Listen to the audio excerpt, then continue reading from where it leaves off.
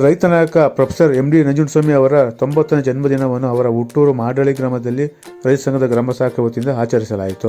ಕರ್ನಾಟಕ ರಾಜ್ಯ ರೈತ ಸಂಘದ ತಾಲೂಕು ಅಧ್ಯಕ್ಷ ಕರವಟ್ಟಿ ಕುಮಾರಸ್ವಾಮಿ ಮಾತನಾಡಿ, ಪ್ರೊಫೆಸರ್ ನಂಜುಂಡಸ್ವಾಮಿ ಅವರು ಪುಟ್ಟ ಗ್ರಾಮದಲ್ಲಿ ಜನಿಸಿ ವಿಶ್ವದಾದ್ಯಂತ ಸಂಚರಿಸಿ ರೈತರನ್ನು ಎಚ್ಚರಿಸಿ, ರೈತರು ಯಾರ ಗುಲಾಮರಲ್ಲ, ಅವರು ಸ್ವಾಭಿಮಾನಿಗಳು, ಅಭಿಮಾನದಿಂದ ಬದುಕಲು ಹಾಗೂ ತಲೆ ಎತ್ತಿ ನಡೆಯುವುದನ್ನು ಹೇಳಿಕೊಟ್ಟ ಮಹಾನ್ ಚೇತನ ಎಂದು ತಿಳಿಸಿದರು. ಕೃಷಿಯಲ್ಲಿ ರಾಜ್ಯ ಪ್ರಶಸ್ತಿ ಪಡೆದ ಮಾಲಂಗಿ ರೇಚಣ್ಣ ಮಾತನಾಡಿ, ಪ್ರೊಫೆಸರ್ ನಂಜುಂಡಸ್ವಾಮಿ ಅವರು ಜೀವನದಲ್ಲಿ ವೈದ್ಯರಾಗಿ ಜನಸೇವೆ ಮಾಡಬೇಕೆಂಬ ಹಂಬಲವನ್ನು ಹೊಂದಿದವರು. ಆದರೆ ಅವರಿಗೆ ವೈದ್ಯಕೀಯ ಪದವಿಯನ್ನು ಮಾಡಲು ಅವಕಾಶ ದೊರೆಯುವ ವಂಚಿತರಾದ ಮೇಲೆ ಕಾನೂನು ಪದವಿ ಪಡೆದರು. ನಂತರ BSc ಅಗ್ರಿಕಲ್ಚರ್ ಪದವಿ ಪಡೆದು ಜಗತ್ತಿನ ಹಲವು ರಾಷ್ಟ್ರಗಳಿಗೆ ಭೇಟಿ ನೀಡಿ ರೈತರನ್ನು ಒಗ್ಗೂಡಿಸಿ ಸ್ವಾಭಿಮಾನದ ಪಾಠವನ್ನು ರೈತರಿಗೆ ಹೇಳಿಕೊಟ್ಟವರು ಎಂದು ತಿಳಿಸಿದರು. ಸಭೆಯಲ್ಲಿ ಮಾಡಳಿ ಮಠದ ಶಾಂತ ಮಲ್ಲಿಕಾರ್ಜುನ ಸ್ವಾಮೀಜಿ, ರೈತ ಮುಖಂಡರಾದ ಗೌರವಾಧ್ಯಕ್ಷ ಹಲವರ ಮಹಾದೇವಸ್ವಾಮಿ, ಮಾಲಂಗಿ ರೇಚಣ್ಣ, ಬೂದಳ್ಳಿ ಶಂಕರ್, ತಳಕಾಡು ದಿನೇಶ್, ಮಾದಳ್ಳಿ ಗ್ರಾಮ ಘಟಕದ ಅಧ್ಯಕ್ಷ ನಂಜುಂಡಸ್ವಾಮಿ, ಅಂಬೇಡ್ಕರ್ ಘಟ್ಟ ಸಂಘದ ಅಧ್ಯಕ್ಷ ದೀಪಕ್, ಶಿವಣ್ಣ, ವೆಂಕಟರಾಮು, ಶೇಖರ, ಕೊಳ್ಳೇಗಾಲ ರಾಜಣ್ಣ, ಕೀರ್ತಿರಾಜು, ಬಸವರಾಜಣ್ಣ ಹಾಗೂ ತಾಲೂಕಿನ ರೈತ ಮುಖಂಡರು ಹಾಜರಿದ್ದರು.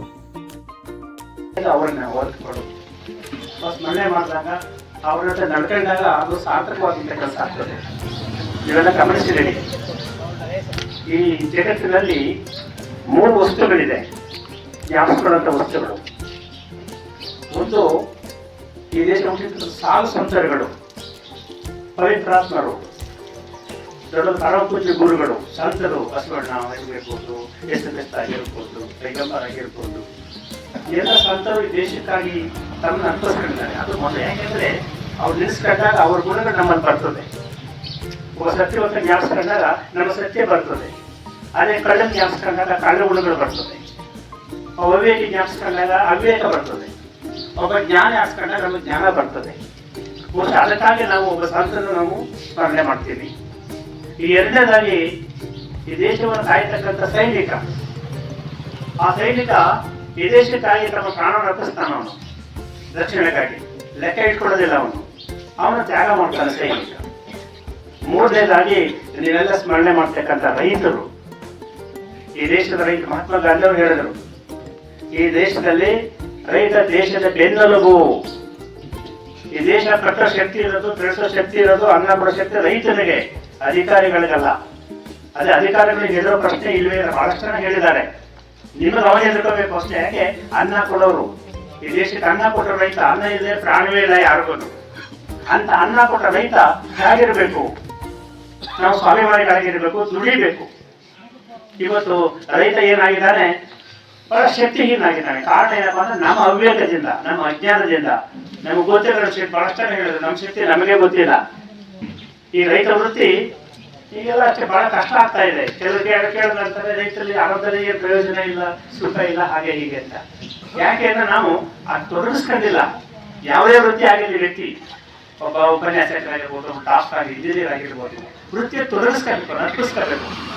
ಏನೇನು ಯಾರು ಹೇಳ್ತಿತ್ತು ನಮಗೆ, ರೈತರು ಹಿಂದೆ ಯಾವ ನಾಗರಿಕತೆ ಇರಲಿಲ್ಲ, ಯಾವ ಫ್ಯಾಷನ್ ಇರಲಿಲ್ಲ.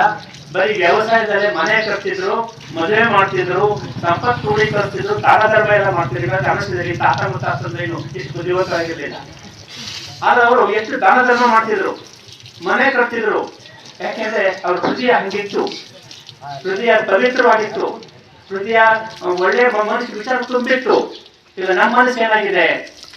ವ್ಯವಸಾಯದ ನಿಷ್ಠೆ ಇಲ್ಲ, ನಮ್ ಕೆಲಸದ ನಿಷ್ಠೆ ಇಲ್ಲ, ನಮ್ಮ ಮಾತಲ್ಲಿ ನಂಬಿಕೆ ಇಲ್ಲ, ನಮ್ ಯಾರಲ್ಲಿ ವಿಶ್ವಾಸ ಇಟ್ಟಿಲ್ಲ.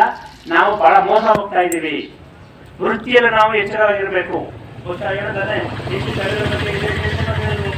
ದೇಶಿ ಕವಿಗಳು ಇವತ್ತಿಲ್ಲ, ಕಾಯಿಲೆ ಬರ್ತಿರ್ಲಿಲ್ಲ, ಊಟ ಮಾಡಿದ್ರೆ ರೋಗ ಎಷ್ಟು ವಾಸಿ ಆಗ್ತಿತ್ತು.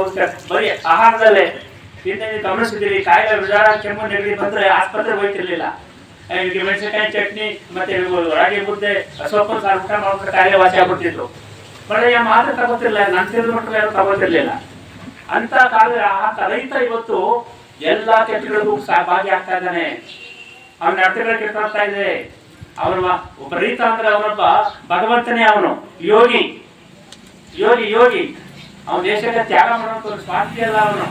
ನಾವು ಸ್ವಾಭಿಮಾನಿಗಳು. ನಾವು ಯಾರು ಬೇಡವಂತವ್ರ ರೈತರುಗಳು, ನಾವನ್ನ ಕೊಡುವಂತವ್ರು. ನಾವು ಬೇಡ ಮಟ್ಟಕ್ಕೆ ಹೋದ್ರೆ ನಮ್ಮ ವೃತ್ತಿ ಹಾಳಾಯ್ತು. ನೋಡಿ, ಹಿಂದೆ ಎಷ್ಟು ಜನ ಬಂದು ಹಣ ಇರ್ತಿದ್ರು, ಎಷ್ಟು ಜನ ಇಲ್ಲಾದ್ರೂ ಕೊಡ್ತಿದ್ರು. ಒಳ್ಳೆ ಕೆಲಸ ಅಂದ್ರೆ ಕೊಡ್ತಿದ್ರು ರೈತ ಮುಖಂಡರುಗಳು. ಯಜಮಾನರು ಒಳ್ಳೆಯದಿರ್ಲಿಲ್ಲ, ಅವ್ರದ್ದು ದುಡ್ಡು ಇರ್ಲಿಲ್ಲ, ಚಲಾವಣೆ ಇರ್ಲಿಲ್ಲ. ಅಂತ ಕಾಲದಲ್ಲಿ ಒಳ್ಳೊಳ್ಳೆ ಕೆಲಸ ಮಾಡ್ತೀವಿ, ನಾವ್ಯಾಕೆ ಮಾಡಕ್ಕಾಯ್ತಾ ಇಲ್ಲ ಈಗ? ಕಾರಣ ಏನು? ಕಾರಣ ಏನಪ್ಪಾ ಅಂದ್ರೆ ನಮ್ಮಲ್ಲಿ ಸ್ವಾಭಿಮಾನ ಕಮ್ಮಿ ಆಗ್ತಾ ಇದೆ. ರೈತರು ನಾವು ಹೀಗೆ ಬದುಕಬೇಕು ಅಂತ ನಿಯಮ ರೂಪಿಸ್ಕೊಂಡಿಲ್ಲ, ಹಾಗೆ ಬದುಕ್ತಾ ಇಲ್ಲ ನಾವು.